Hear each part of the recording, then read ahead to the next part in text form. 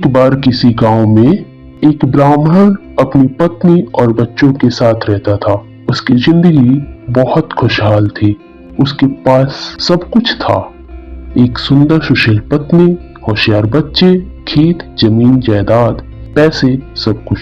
लेकिन समस्या ये थी कि वो खुद बहुत ज्यादा आलसी था। वह खुद से कभी भी कोई काम नहीं करता था। उसकी पत्नी उसे समझाती कि आप अपना काम खुद करिए, खेतों में जाइए, देखिए, किंतु वह कुछ भी न करता और कहता, मैं कभी कोई काम नहीं करूंगा। उसकी पत्नी उसके आलसीपन से बहुत ज्यादा परेशान हो गई थी, लेकिन वह चाहकर भी कुछ न कर पाती थी। एक दिन एक साधु उस ब्राह्मण के घर आए। ब्राह्मण ने सम्मान पूर्वक उसकी सेवा और खूब आदर सत्कार किया। साधु ब्राह्मण की सेवा से प्रसन्न हो गए और बोले, मैं तुम्हारे सम्मान व आदर से बहुत ज्यादा खुश हूँ, तुम कोई वरदान मांगो। साधु की ऐसी बात सुनकर ब्राह्मण मन ही मन बहुत खुश हो गया और उसने साधु से कहा, बाबा, कोई ऐसा वरदान दीजिए कि मुझे कोई काम न करना पड़े। साधु ने कहा, ठीक है, जैसा तुम चाहते हो वैसा ही होगा। फिर साधु ने ब्राह्मण को एक जिन्न दे दिया और बोले, यह जिन्न लो, यह तुम्हारे सारे काम करेगा, लेकिन ध्यान रखना, इस जिन्न को हमेशा व्यस्त रखना, वरना यह तुम्हें खा जाएगा।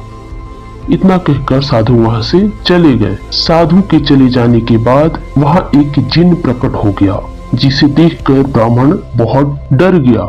लेकिन जैसे ही जिन्न ने ब्राह्मण से काम मांगा, तब ब्राह्मण का डर थोड़ा कम हो गया। ब्राह्मण ने कहा, जाओ, जाकर खेत में सिंचाई कर दो। यह सुनकर जिन्न तुरंत वहां से गायब हो गया।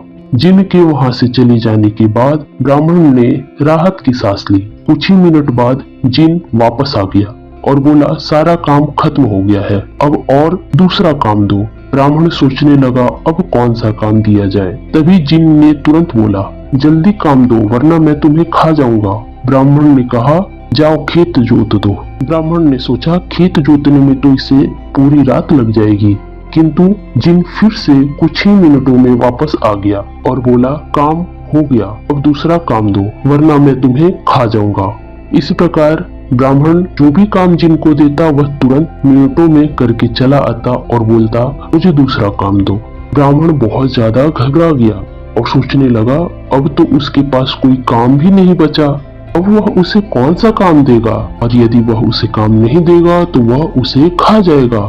तभी ब्राह्मण की पत्नी बोली, स्वामी, अगर आप मुझे वचन देंगे कि आप कभी भी आलस नहीं करेंगे और सभी काम खुद करेंगे, तो मैं इस जिन्न को कुछ काम दे सकती हूँ।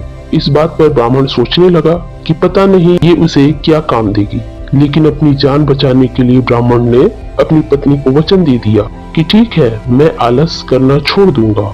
इसके बाद ब्राह्मण की पत्नी ने जिन्न से कहा, हमारे यहाँ एक कुत्ता है, तुम जाकर उसकी पूंछ पूरी तरह सीधी कर दो और याद रखना, उसकी पूंछ एकदम सीधी होनी चाहिए। जिन्न यह आदेश पाते ही पुनः वहाँ से गायब हो गया। जिन्न के वहाँ से चले जाने के बाद भी ब्राह्मण बहुत घबराया हुआ था और यह सोच रहा था कि न जाने कब वह जिन्न फिर से उसके पास आ जाएगा और उसे खा जाएगा। किंतु जिन्न ने लाख कोशिश की कुत्ते की पूंछ को सीधी करने की, लेकिन वह नहीं कर पाया और अंत में हार मानकर वह ब्राह्मण के यहाँ से चला गया। उस दिन के बाद से ब्राह्मण अपने आलसीपन को छोड़कर अपने परिवार के साथ खुशी खुशी रहने लगा। इसलिए हमें कभी भी आलस नहीं करना चाहिए। आलस करने से हम बड़ी मुसीबत में फंस सकते हैं।